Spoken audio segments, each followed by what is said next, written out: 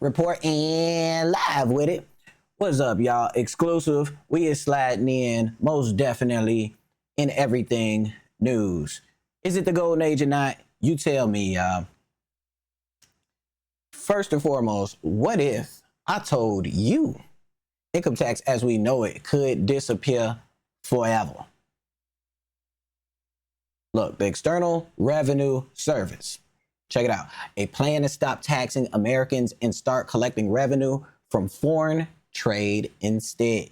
This isn't just a small tweak, but rather a complete rewrite of the U.S. taxation system that could be the solution to freeing Americans from income tax.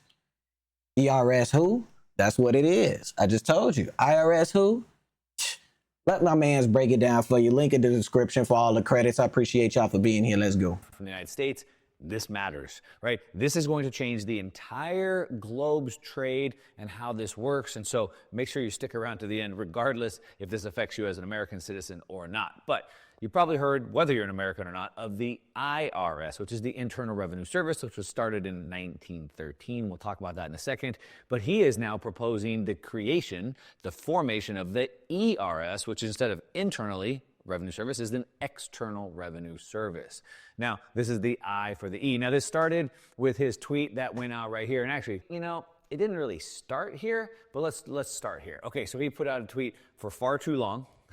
Make America great again. For far too long, we, the American people, have relied on taxing our great people, the very fine people. They're so fine, the fine people, right?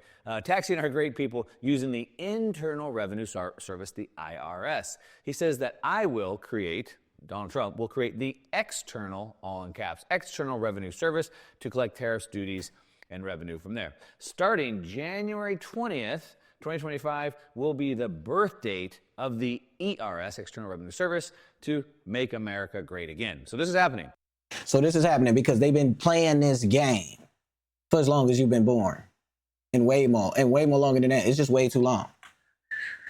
No taxes, how? How does that work? All right, so we finna hear this from the trumpet himself. Unless they pay a big price, and the big price is tariffs. And he'd speak like that, but he was right. And then around in the early 1900s, they switched over stupidly to, frankly, an income tax. And you know why? Because countries were putting a lot of pressure on America. We don't want to pay tariffs. Please don't. Believe me, they control our politicians. We had a commission meeting in I think it was 1887. Think of this problem. We were so rich, we had so much money, we didn't know what to do. So they set up a blue ribbon commission on tariffs. And the sole purpose is what to do with all the money we had. We were so rich because we were taxing other people for coming in and taking our jobs. And China does it. That's what China did. If you want to open a factory and sell cars, if you build a factory here or have a factory, they don't take our cars. They wouldn't take our cars. But if you build a plant in China, you can do that. Right? So how does that work? Yeah. All right, so that's how you do it. It's smacking with tariffs, yeah. Smacking with tariffs. That was day one with the executive orders. We got another exclusive here from Anton. Y'all go check out the link in the description. Y'all can go check out all of these content creators. They are amazing. Let's go. So the first thing that's happening is we have to undo everything that Biden did or undo when Trump was in office and Biden got in office. Actually, the first thing that Biden did when he got in office is he took away all of the things that Trump set up to prevent our borders from being overrun, which is one of the reasons why you're seeing so many people coming into this country. And as of today, actually, and I'm going to do a whole new live stream tomorrow, they shut down the CBP One app that allows for people to apply for asylum and come over here without any real cause. But this is a phenomenal first step, and you've never seen this happen before at inauguration. And this is one of the reasons why they probably had it inside, is that Trump is signing away these executive orders and undoing some of the burdens that, as Kamala Harris would say, undoing some of the burdens that the Biden administration had burdened us with. Thank you, sir.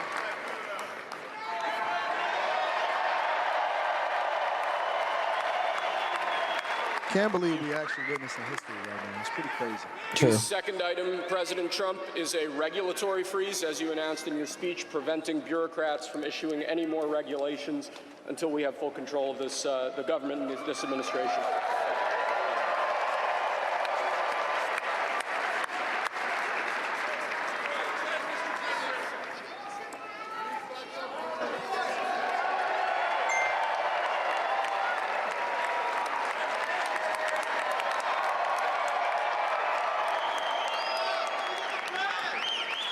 Thank you, sir.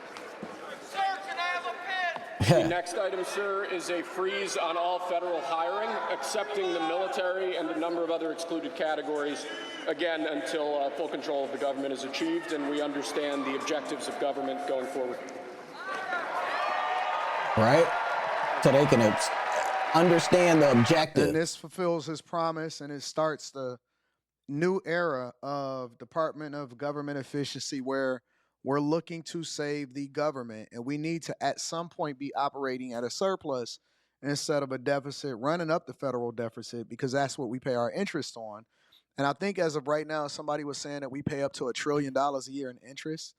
It's pretty crazy, but the freezing of hiring government workers, especially since they don't want to go back into the office, except for military and other very important things, is a very, very smart executive order that he's issuing right after he just got sworn in as President of the United States, 47th President of the United States of America.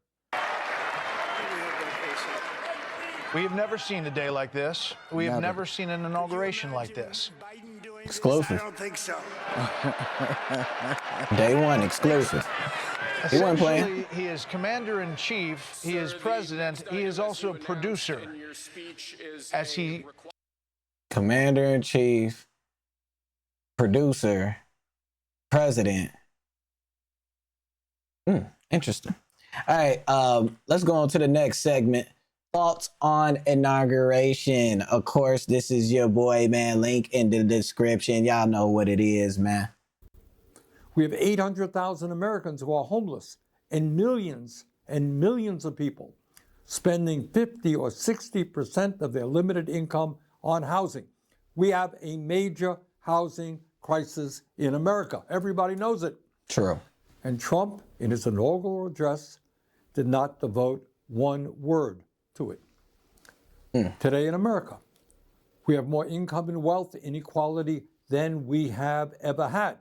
The wealthiest 3 people in America now own more wealth than the bottom half of our society. But Trump had nothing to say, not one word. This right here is a little stinging, because you listen to the statistics that he's bringing up. You know, I'm gonna just follow up on it. That's the best thing I could do, is follow up on it. Like I said, this was day 2 that I was looking up, and you know, he's talking about his thoughts on the inauguration. It's like, how fast do you want the man to move? I guess. I don't know. What do y'all think? Steak and potatoes, y'all. So y'all can go and watch this on his channel, but I just got straight to the meat and potatoes, y'all. Yes. Healthcare is a human right, and we must join every other major country in guaranteeing healthcare to all people through our Medicare for All single-payer program. Healthcare is a human right. Yes, we must take on the greed of Big Pharma and substantially lower the cost of prescription drugs in this country. Yes, we must build millions of units of affordable housing and low-income housing. Yes, we must make sure that all of our young people have the ability to get a higher education by making public colleges and universities tuition-free. Yes. Yes, we must work with the global community to combat climate change by cutting carbon emissions and transforming our energy system away from fossil fuel and into sustainable energy.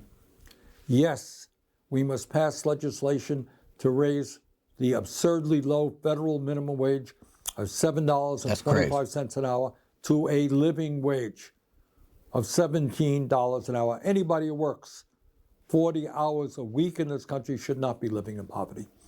Yes, Indeed. We must pass the PRO Act and make it easier for workers to join trade unions and grow the trade union movement in America. Yes, in order to help fund the needs of working families in this country, we must demand that the wealthiest people in this country, including those individuals sitting right beside Donald Trump at his inaugural, start paying their fair share of taxes. Yes, we must end a corrupt campaign finance system which allows a handful of billionaires to buy elections and move us rapidly into an oligarchic form of society. Whoa. Bottom line, That was a mouthful. What do y'all think? What do y'all think? He's saying a lot. He's saying that these billionaires, they are manipulating majority. I think that ultimately I'm gonna have to follow back because it's too soon for your boy. So make sure y'all slide through and check out the exclusivity. We is covering everything. We are in everything. All right, reporting in, most definitely going crazy out here, having a great time. Check me out. Check out the next one that we about to do. I'm going clean in on following up with this and some of the orders that would actually put out and the reactions of other people. So make sure y'all click on the next one right here.